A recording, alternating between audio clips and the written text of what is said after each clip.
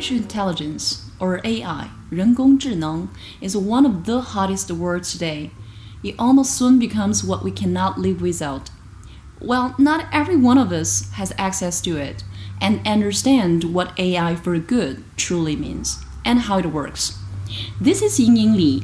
You are listening to How China Works, a cross-cultural bridge with the goal of helping the world become China smarter and Chinese going global. My co-host Brandon Davis will join us in a little bit. Today, our guest is Mahdi Shariff, an investor and entrepreneur from United Kingdom who has started an interesting and meaningful company called Guanxi.Ai. He's also a senior advisor of Slash China who believes in building meaningful relationships and purposeful communities with social and psychological approaches. I enjoyed his understanding of Chinese startup ecosystem and some great examples on how the rest of the world could enjoy better with it. Hope you do too.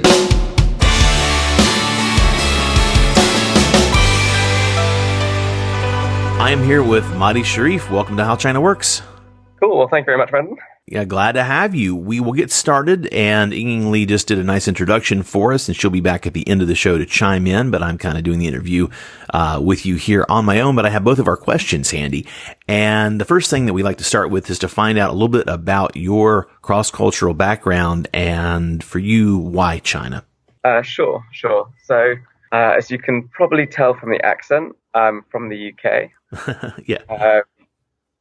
Family-wise, we've got a mix of us, essentially from Australia on my mother's side. My sister's out in Sydney as well. My father's in Saudi for about 25 years, and then myself and my sister were brought up in the UK, as well as culturally from Sri Lanka. So, Mahdi, you are, among other things, the founder of Guanxi.Ai. Can you please tell us what that is? So, Guanxi.Ai, essentially we're looking to try and help kind of everyone realize their potential, especially in this next generation and next era, essentially, of AI. So what we want to really go do is make sure that AI is universally accessible to everyone. So over this next generation, everyone can benefit from these technologies. And the way that we do this is by building tooling to enable anyone without programming knowledge to use machine learning and leverage the full power of it. So we believe that if everyone has full access, then we can have more creative solutions, as well as making sure that we can also evenly distribute economic opportunities to the whole of society. Because at the moment, if you look at the world of AI now, actually, very few people can actually use it. Right. So what's kind of interesting is if you actually look at the entire development ecosystem globally, there's less than 25 million people. So you imagine, that's literally like 0.3% of the entire population of the world controls every single product that we basically build in the technology ecosystem. Wow. And so what we kind of realized as we went on this journey is that actually, if we're going to build a better kind of society, we need to help make sure that these opportunities in the world of AI is accessible to everyone. And that's why we've ended up now focusing on that as our kind of vision going forward. So if you imagine in the PC era, if it wasn't for people like Bill Gates that said, we want to put a PC in every home and really open this up to everyone to benefit, many people would never have benefited from computing if they had to use a terminal. Right. There's only Office and Windows that enable people to have an interface to interact with it. Exactly. You would have to have, I mean, you can imagine all the other barriers, the societal barriers. I mean, you'd have to have the right clothes or have the resources to go to the place in the first place. And so the barriers would have kept it from democratizing and being a tool of democratization of ideas and such that it became. Exactly. So you're exactly right. I think that essentially the democratization of AI and making it universally accessible is just an incredibly powerful place to be, where we can help everyone have access to this in an equal manner. Sorry, go ahead.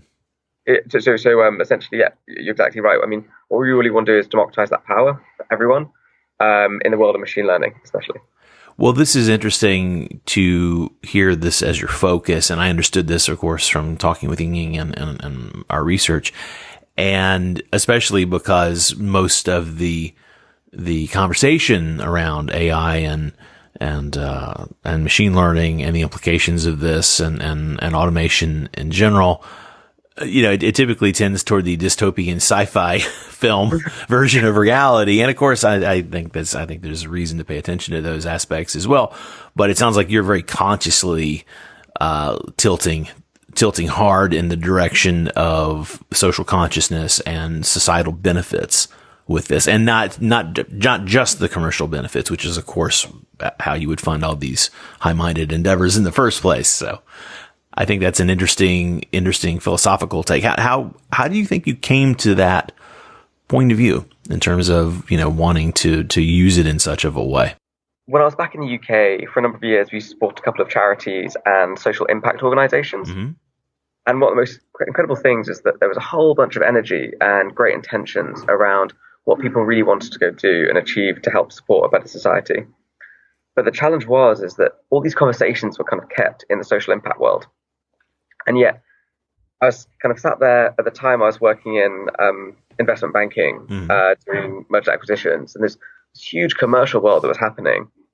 And yet, it was completely separate conversations. And so, the more and more I engaged in that ecosystem, the more and more I realized that actually, if we're really going to try and influence change, we need to influence in the commercial side. Exactly. And so that then started to kind of lead me down a different kind of route of thinking through like how to really enact change in the impact side, but actually leverage the kind of resource of relationships and advantages of the commercial organizations. Because with the commercial organizations, actually, they build sustainable models of how they build, which means that as they grow, they actually grow stronger and have more and more resources. Whereas the interesting thing in the impact side was that when these social entrepreneurs were raising funding and getting grant money, they were typically unsustainable financing.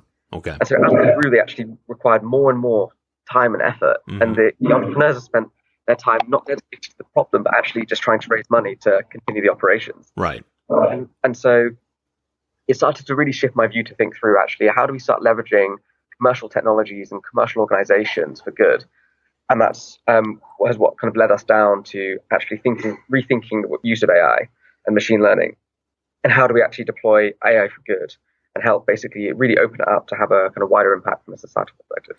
Well, that seems to be the winning strategy, and for all of the talk of helping to nudge or facilitate societal change. I mean, it takes more than a hashtag.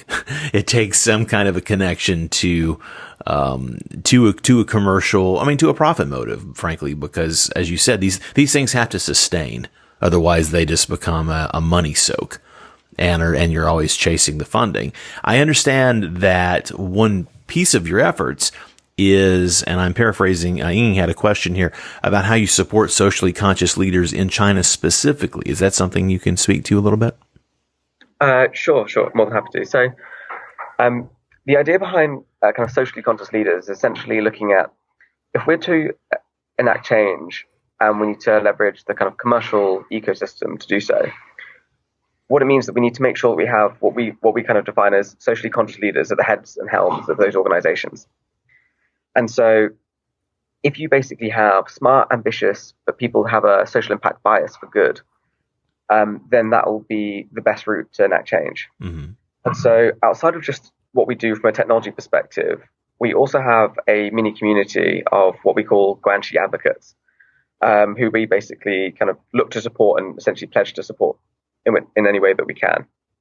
And so this is more around actually finding people with this mindset and this appetite to really do something good. And we then help try and either connect them to financing, resources, or relationships. And so that might mean, for example, making sure some of these people get access to opportunities really early by helping connect the dots to other leaders in their industry. Mm-hmm.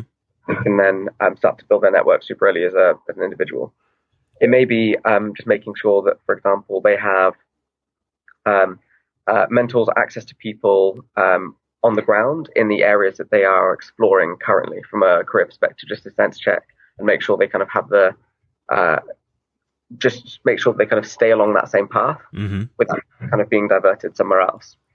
And so for example, it's really incredible actually when you start to see just the power of some of these individuals. They're just fascinating. I mean, So one of our Guanxi advocates out in San Francisco, she graduated top 10% of her class at Harvard, doing her master's in data science, and she's an Intel researcher in machine learning. Mm-hmm. And she's also a volunteer for Data for Democracy. But the most interesting thing is that she's 15 years old. Wow. Yeah. Top 10% of her class at Harvard and all those, and 15?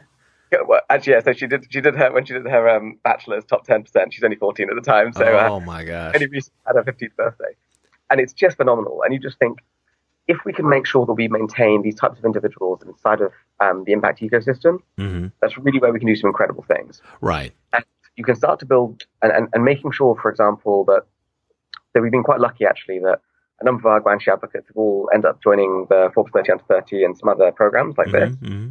And the interesting thing from our perspective is that what it means is that we can help start to drive more individuals to see these types of people as role models in their industries and start looking up to these individuals and thinking, I want to be like them. And they follow the right ethical behavior, moral behavior. They work on a long-term focus. They work on true value sets. Mm-hmm. And really make sure there's a real incentive model to drive that behavior there. Right. Because at the moment, what we find is that sometimes there's a lot of short-term incentives that drive the wrong behavior. Mm-hmm. And I think as a society, as technologists, as entrepreneurs, we need to think more around how do we make sure that we really build the society we want through the organizations that we build and products that we design.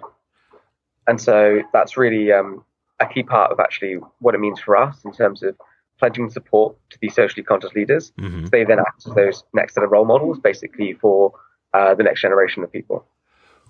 Well, you mentioned how you engage both with the Chinese startup ecosystem as well as kind of just internationally. What is your understanding of it in 2019, specifically the Chinese ecosystem here? And how do you think, what do you tell people about how the world can better engage with the Chinese startup world? So, perfect. So really great question, actually. So, I have to give Ying the credit. So, as a bit of context, the very first time I came out, or when I first started engaging with, I guess, China in some capacity, was probably back in 2011 or so. Mm-hmm. So end of 2011, 2012 was when I first started using applications like WeChat and first started kind of tracking and looking at some of the Chinese tech companies. And it was really incredible looking at the Chinese ecosystem, sat in London at the time, and just seeing just a very different kind of DNA of the organizations out here. Sure. And over those years, and then moving towards 2019 now, one of the things that I still find fascinating, it's one of the reasons I'm still here in China, is just because the internet ecosystem here has a completely different mentality and approach to what they even believe and dream internet really is. Yeah. And one of the things that that makes me think about one of the contributing factors, I think, of this is that, especially back in, say, 2013, 2014, I'm not sure people had a clear view of what an internet company really was. Mm-hmm.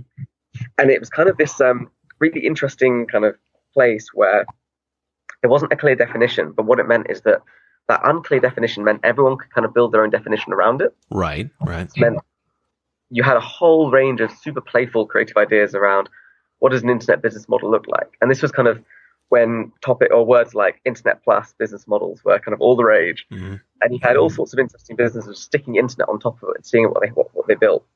And it meant the organizations and diversity of companies were fundamentally different to what you would see in the West. Mm-hmm. So when I look at things like corporate strategy now from the large tech companies, they really think about, they really define themselves as internet companies, which means they work very, very freely. And so when we look at 2019, when you look at the big internet companies that are being built, you're watching these internet companies go across, they're working horizontally across every single vertical, Mm-hmm. Mm-hmm. which is very different to the Western view of looking at just one vertical. Right. And so the internet ecosystem is really being defined out here in a very different way to the West. Sure. And when you think specifically about 2019 itself, it's definitely changing a lot. And there's definitely, obviously, a lot of maturity coming in.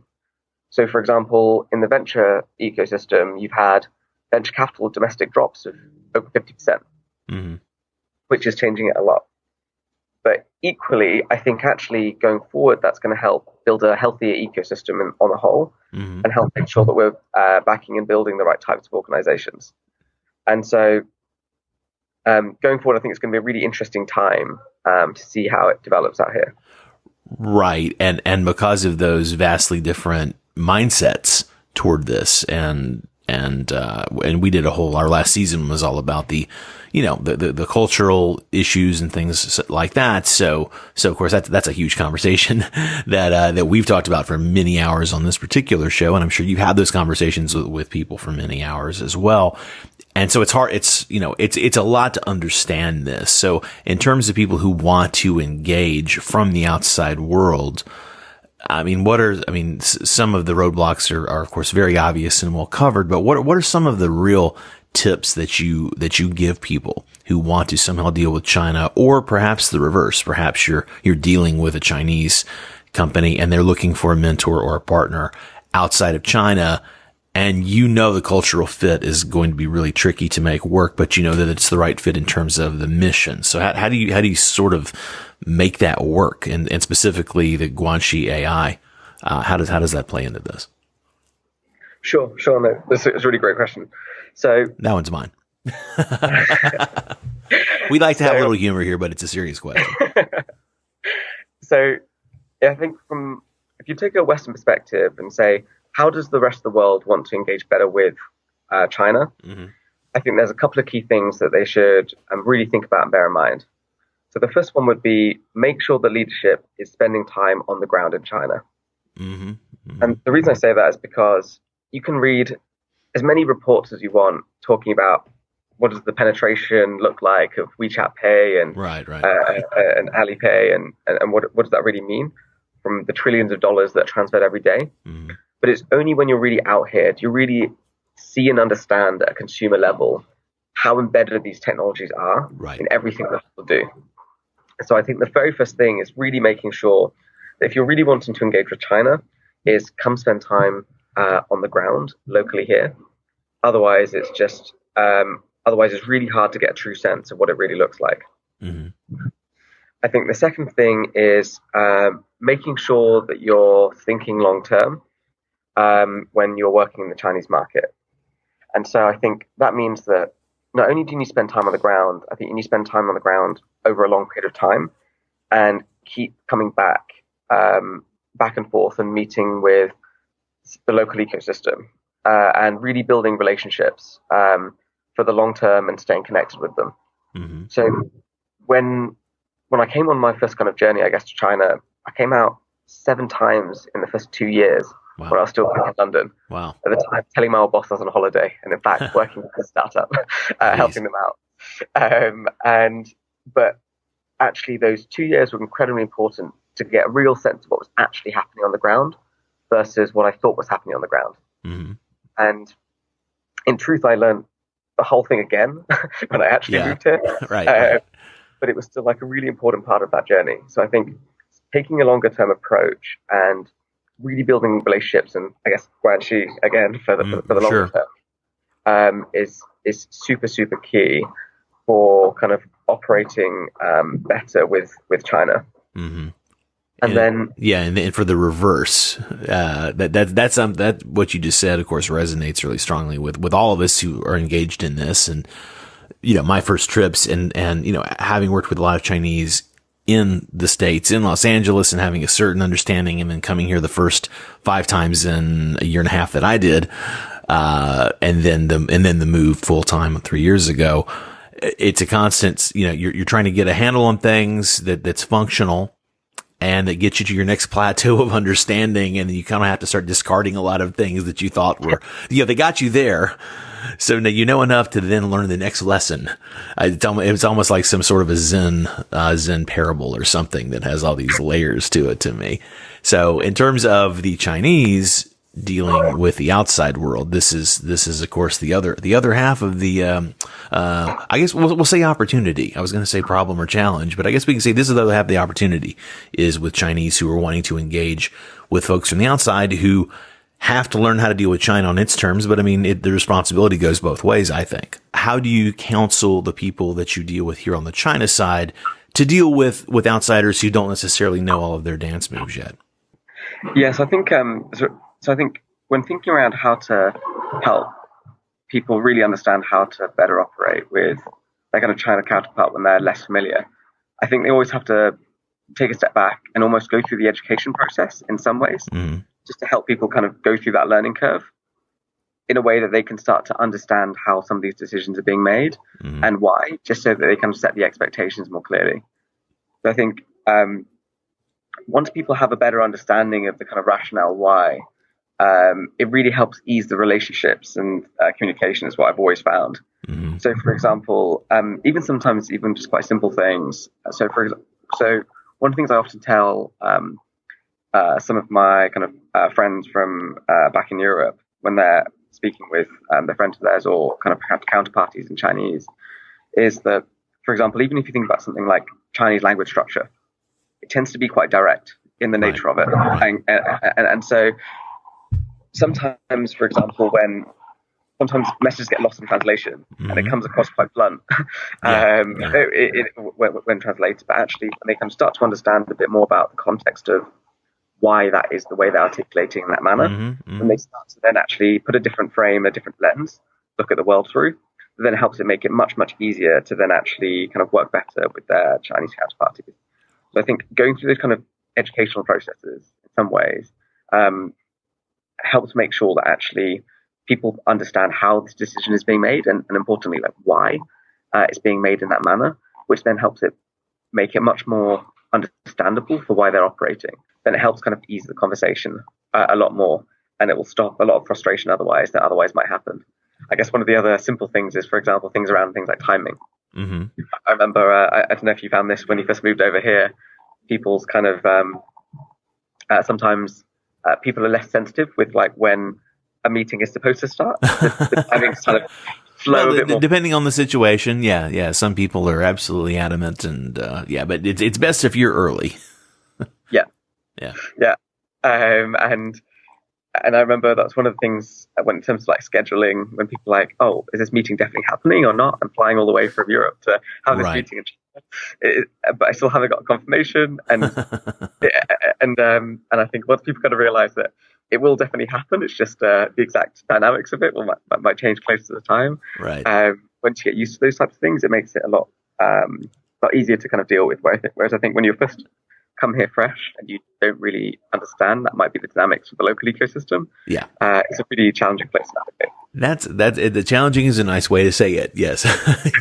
Ying and I did we have a week of daily shows back last year that's all focused around decoding Chinese communications. And one of those episodes, the first one actually, is high context versus low context communications.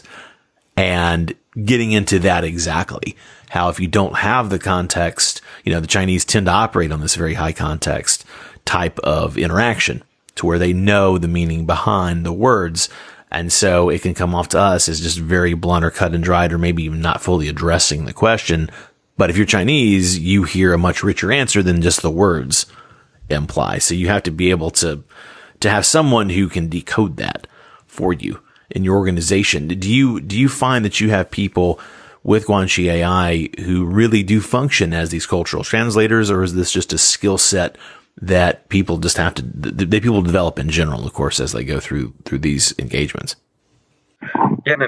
So I think actually from that perspective, it's about, we try and identify people with that type of mindset and that type of background. And so what we try and find is people that have this kind of wider curiosity about the world, that experience things, whether it's through traveling or through education or even just through kind of pure passion and interest for what's happening in different places.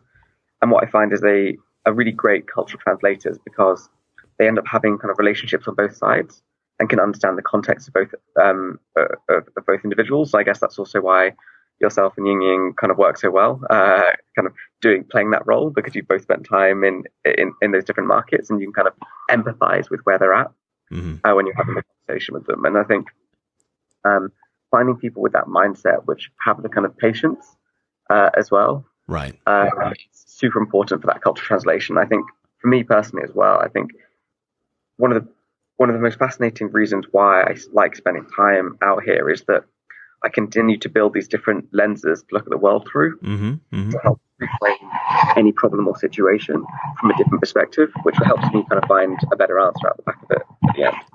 Well, you mentioned that being here has helped you to broaden your thinking in these ways. What are some of the other knock-on benefits that you found, personally, and that you've also observed professionally, and through contact with other people? What are some of these other transformative things, that are helping you to be one of these people who can do what you do?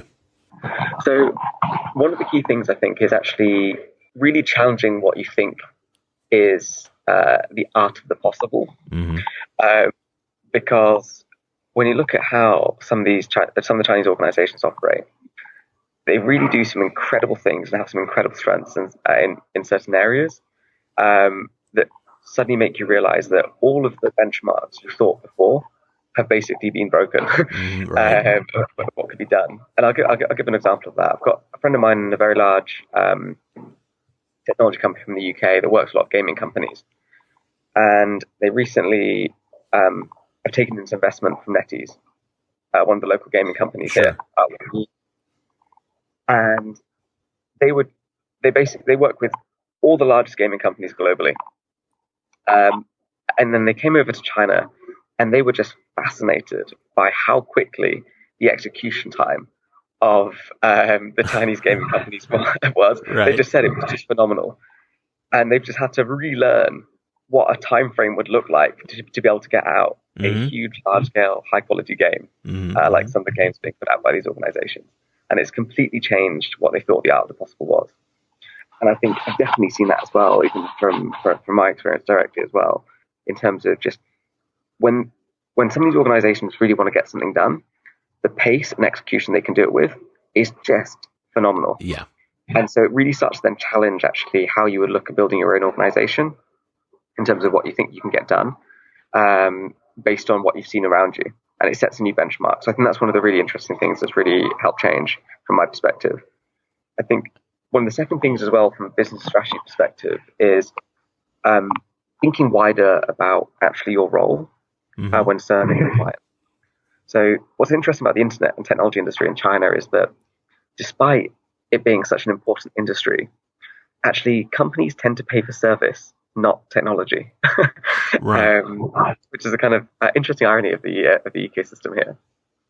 But what it means is that, for example, where in the West, the technology companies really define their role as building just the technology, and they give you access to the tool, and then it's up to the client or the organization to go deliver it and deliver the value off the back of using the tool. In China, actually, what I find, especially in the kind of enterprise space, is that companies just want their problem solved, and that's what they're willing to pay for. Right. And so you have to kind of think more widely around, like, what does that service offering look like, and how do you kind of build a proposition around that that's also built in with technology at the core of what you do. So it started to make us look at different types of business models and different approaches to the market, which we wouldn't necessarily have otherwise looked at, just by the nature of kind of being surrounded by out here. That's what the kind of second thing. But I think the third thing is also thinking super, super long term. So China's kind of interesting because in some areas you see super short term, and other times you see hyper long term kind of thinking, the way they do business. And I think Southeast Asia is a great example of that. So, for example, so earlier you mentioned around socially conscious leaders and what do we do? So one of the things that we have done in the past as well is actually invest some money into some of these individuals and companies that we come across that we really believe in. So we actually backed a company out in Bangladesh called Patao a couple of years ago. And they're like the DD of Bangladesh. Okay. And thankfully, touch wood, they've done pretty well. And they've raised some money from Gojek, which is the big players in Indonesia. What was really interesting about it, though, is that the Chinese organizations are the ones that are really defining the future of the whole APAC region. Yeah. And you have these companies looking up to China in a very different manner. And in the same way, the Chinese companies are also understanding the opportunity in those markets, but thinking on a super long-term basis. And so even with these kind of emerging markets, the Western companies aren't really present as much in the same way, whereas the Chinese companies are hyper proactive, looking at these markets with a super long-term view. And taking that long-term view has been really, really interesting because it started to really, again, reframe the time horizons that you think about your organization through in a very different manner than what I otherwise would have been looking at. And so just that reframing itself and just seeing the way that these organizations justify taking this super long-term view, I've just found fascinating. And so that's also been a really interesting learning around reframing the time horizons that we operate with. Right. And this is a very specifically, this actually speaks to innovation on that topic, because as you say, sometimes it's not about the application. Sometimes it's not about developing or innovating the technology so much as the application of the technology. What are some things that you think, what are the next steps for China to continue to improve, to be more innovative and to continue to push and to lead, or to begin to lead more in certain areas? So I think in terms of, if I was sat as if you're sat as a large Chinese organization now, looking at the market, the things that I'd be thinking about to really drive the next generation of innovation is starting to really understand the why behind what's happened over the past and what's happening going forward. So if you imagine, there's been a huge amount of market growth in the domestic market over the last decade or so, especially, which has driven a huge amount of growth in these organizations. And so even by doing just a few things right, they can start to grow in pretty incredible ways, as they have done. But as we start to see some of the market dynamics shift, I think we're going to have to start going back and readdressing the underlying question of, like, why is what's happening really happening? And start to use that to drive new questions that start to then bring up new ways and approaches and designs of how to think about it. So that's why I would imagine that you'll start to see more design thinking approaches start to be deployed in China, to actually start going back to basics around, let's really go back and re-identify the need and requirement. Let's really rethink through what's the best route to try and identify this requirement. And then how does that basically help give us a very different proposition in the market that really suits the underlying why versus just what we thought we were doing. And I think that will start to get to a really interesting transition to try and find these kind of next iterations of how the internet ecosystem will adapt and develop, especially because as you have more competition, then companies have to strive to be even more innovative, because they don't get growth from the market itself. They'll have to get growth from essentially taking market share off a competitor. And so it's going to start driving a very different type of innovation. So I think that's what I'm quite looking forward to seeing, is actually how do the organizations start to change their mindset from just seeing how and what they've done to understanding the kind of why behind the consumer. Really identify different ways of solving that why versus different ways of solving the how or the what. Yeah, I think of it myself. I explain it in my industry of film and TV and development, of going from a reactive mindset and trying to iterate a problem that's incrementally, to try to iterate a solution that's incrementally different, versus to being creative, to being like proactively creative and not just reacting to what exists and trying to capitalize on a margin, but actually leaping ahead. And China is so good at long-term thinking in other ways. There's certainly people who are already doing this, but it seems like having more people bridge, basically using all their skills and talents. That seems like the real opportunity here to me. Yeah, absolutely. And the other thing that's interesting as well is I think you're starting to see this kind of strategic shift in terms of what's the playbook that wins in the Chinese market. And so, for example, if you imagine before, when you had essentially all the core infrastructure just needed to be built in the internet ecosystem, then before you had a kind of more standardized playbook about how you could basically win that market. And so, for example, capital was basically the strategy. So you go raise huge amounts of capital, and that will basically help you win the market, because it's a standardized playbook that we all know. And then it's about being the winner takes all and basically go run as hard as you can. Yeah. and really win this on the standard playbook. But I think what you're starting to see now is that shift, that kind of mantra changing. And now, for example, even if you're a large, very profitable organization with billions and billions of dollars sat on your balance sheet, that doesn't necessarily mean that you can still win in today's kind of world. Mm-hmm. And actually, capital isn't the only driver now as a strategy to win. Like you've started to see that already. Both one, the shift in venture capital, two, even the level of fear inside of some organizations, their paranoia of what happens next, even if they're in a powerful position with a lot of cash. Right. To three, making sure they really try and engage and invest and work with some of these other new companies that are springing up in these distinct areas. Because actually some of the best talents and technologists are out kind of building their own missions.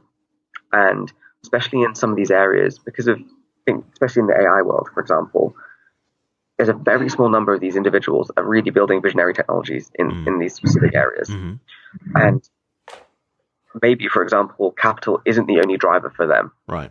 Which means that you have to really think differently in terms of how you want to work with them, engage with them, and how that playbook will win out going forward, because capital isn't the only playbook anymore. Exactly. They may have an impact focus. They may have a pushing technology drive. There are any number of reasons that make them do what they do. And everyone is not motivated by just having the biggest stack of money. Exactly. And ideally that's the case, I think, from our perspective, because I think having an understanding of purpose and ethics alongside how you build profits and sustainable businesses, it's something that's, especially personal for us, but also I think something that's kind of more and more required to make sure that we're building the society that we want. And that's why I think, for example, things like AI ethics are kind of a really core part of how we think around what we build and how we build. And I think it's a conversation that kind of really needs to be had. So what's interesting in the kind of AI ethics world is that when it comes to things like self-driving cars, we are having these very discrete conversations that say, we now have the ability to make a decision in a time period that we never did before, where you get to say who should live or die. Right. If there's not fresh. And so you have to have this very kind of in-your-face conversation that says, what's the ethical decision that we should make, whether we run over the old lady or the young child or the male or the female? What do we do? And so we have to have this really interesting discussion in the AI ethics world and things like self-driving cars. And that is happening now. Mm-hmm. However, what's not happening in the AI ethics kind of conversation, or is starting to happen but still very nascent, is actually what about all these micro decisions that are being made that actually also have an impact on people's livelihoods, but aren't life or death, right? But actually still have massive impacts on things like social mobility. Sure. So I'll give you an example. So think about things like credit scoring and using AI in credit scoring, which is already happening across a number of markets, not just China.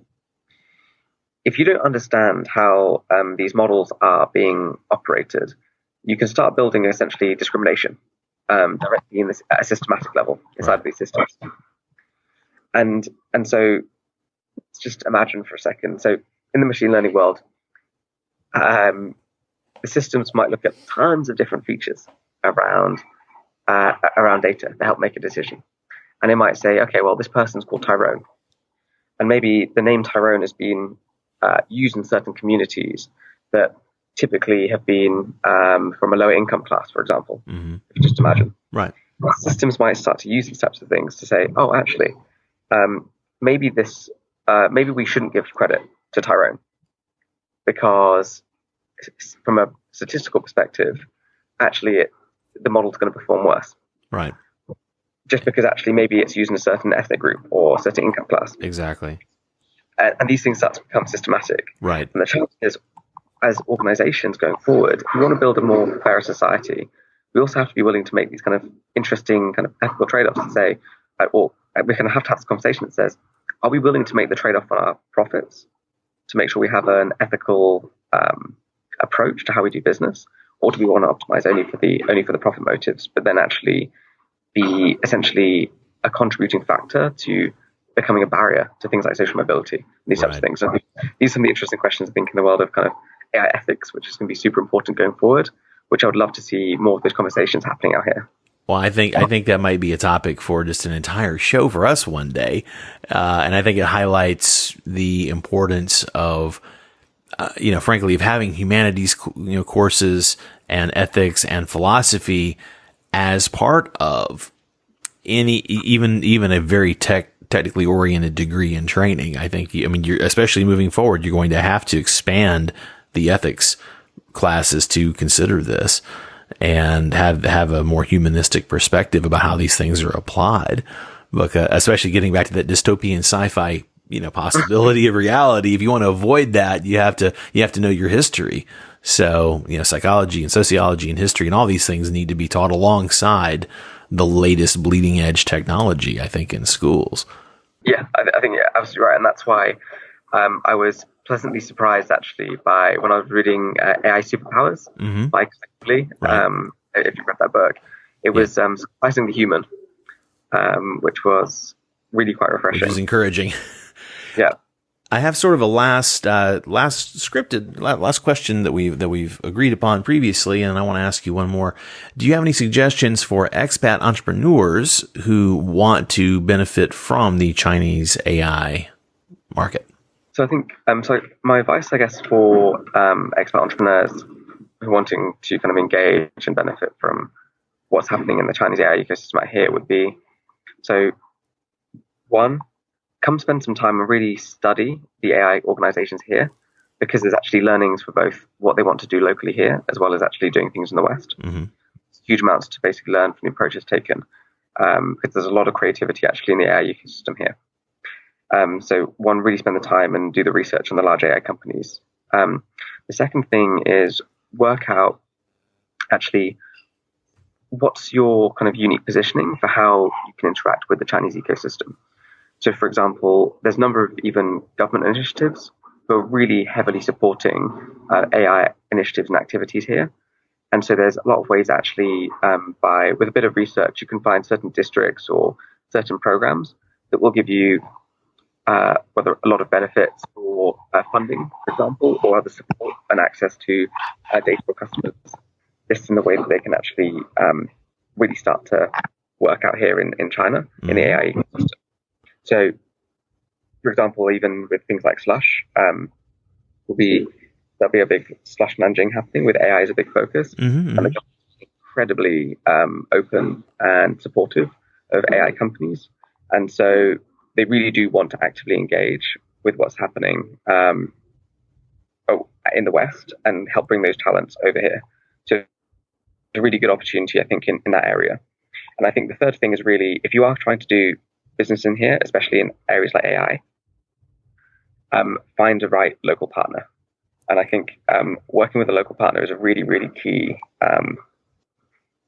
factor to kind of really winning out here.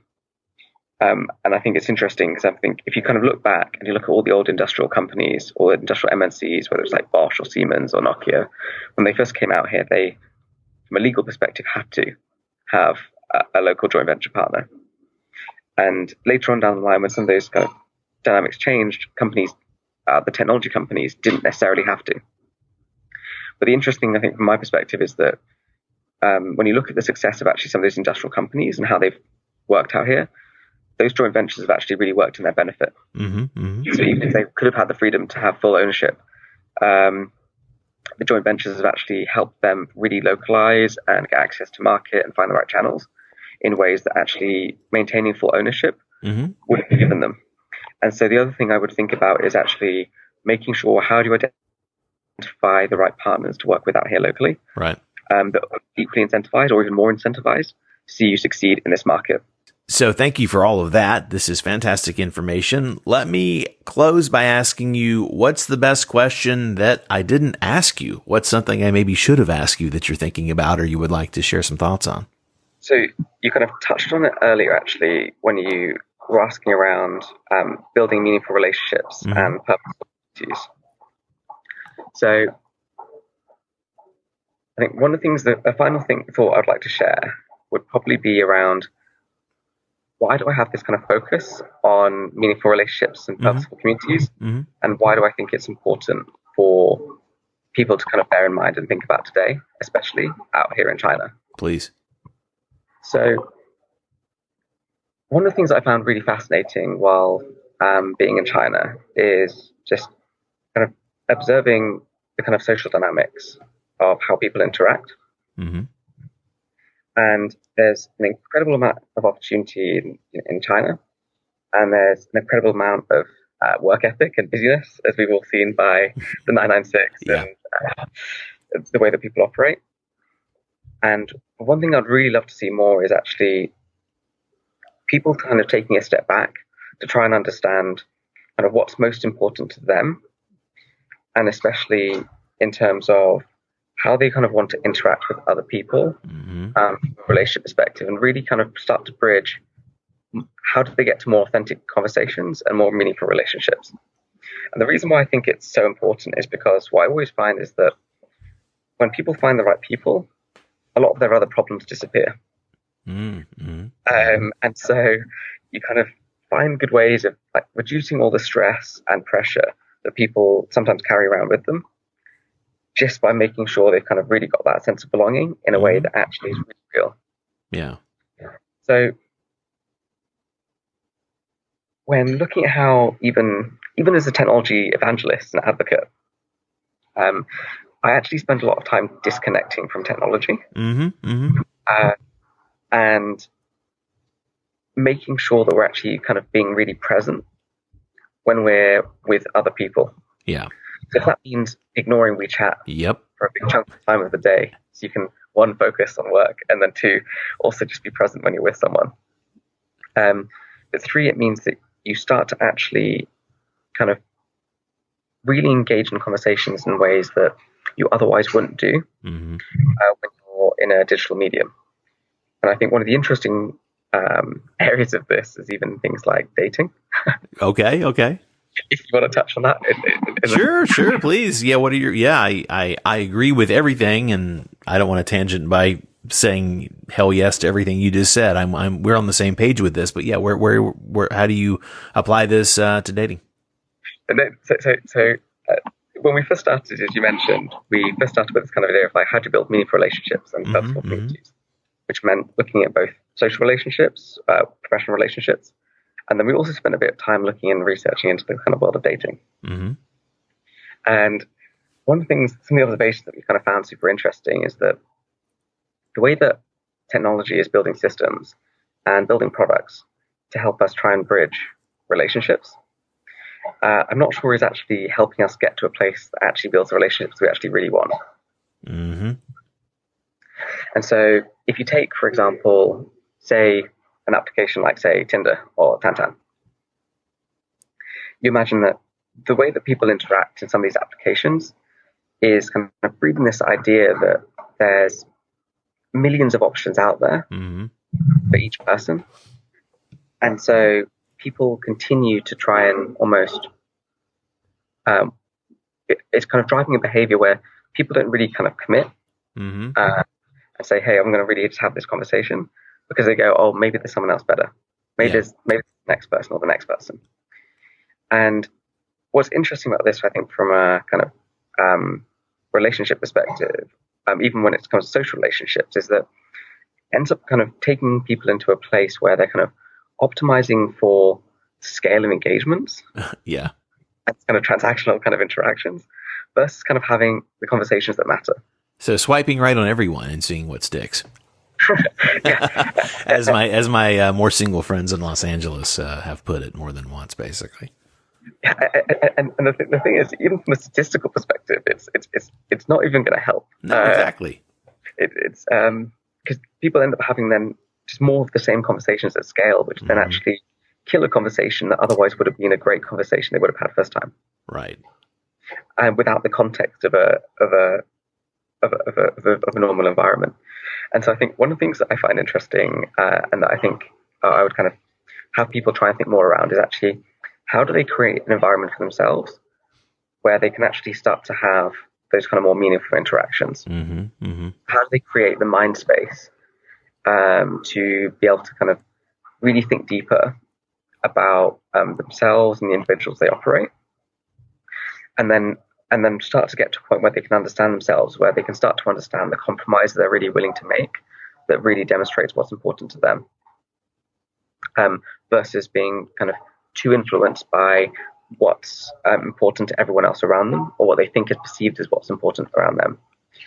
And I think that would be one of my kind of final closing thoughts, really, is just trying to make sure that we can take a step back and really make sure that we kind of put that back at the center of what we do. Because I think fundamentally, it's the most important part and the most value enriching piece of our lives is actually our interactions with people around us. And so when we think about how much time we put, how much effort we put in actually making this the best it possibly can, you'll start to see you might make very, very different decisions than the behaviors we've started to be building, because of the way that the current society or current technology or current products are currently built and encourage the behavior set. So I guess would be the final thing, and say, really spend the time focused on trying to work out, how do you as an individual give yourself the space and the time, really focus on building kind of meaningful relationships and having kind of authentic conversations. I love that. I have a friend, and I'm sure that a lot of people have said a version of this. A friend of mine said, no matter what phone you have, the most powerful feature that it has is the off button. And so you need to learn how to use that and pay attention to the real world that's offline. So I've literally set the expectation with a lot of friends and colleagues to say, like, quite often I'm not gonna respond back on WeChat. Well, just call me if you actually really need anything. Yeah, and I'll definitely pick up because I know it's important.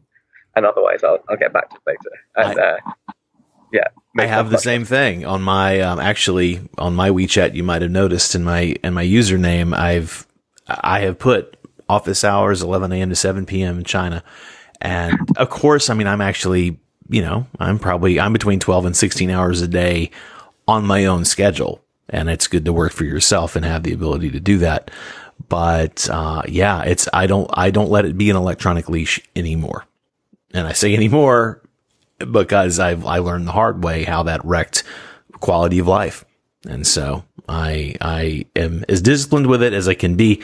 And I don't allow it to control me, and I don't allow the cultural expectations here to drive how I use it. So I set my own expectations, and I think, I'm not saying mine are right and others are wrong, but I'm saying that I think people will have to make those decisions for themselves and be clear about it.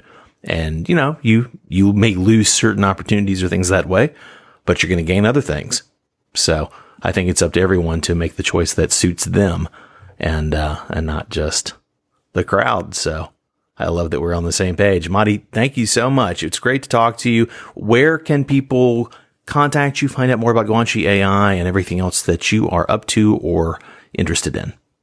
Sure. So, should be able to find me on, Mahdi at Guanxi.Ai.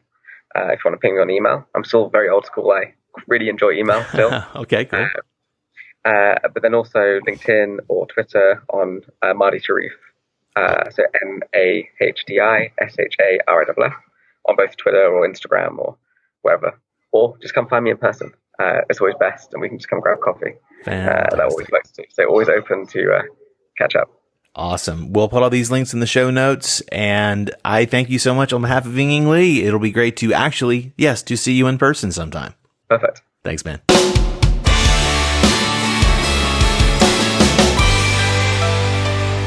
Thank you, Mahdi. It was really inspiring to see more and more entrepreneurs who are driven not only by capital, but impact, who put long-term vision and public good as their priorities. And because of this, no matter how the world shifts, they have the Northern Star at heart and the lighthouse to guide them forward. And dear listeners, if you happen to be one of them, don't hesitate to contact us at howchinaworkspodcast.com or any of our social media accounts. We want to hear from you. This is Ying Li. On behalf of my co-host Brendan Davis, thank you so much for listening. We'll see you next week on How China Works.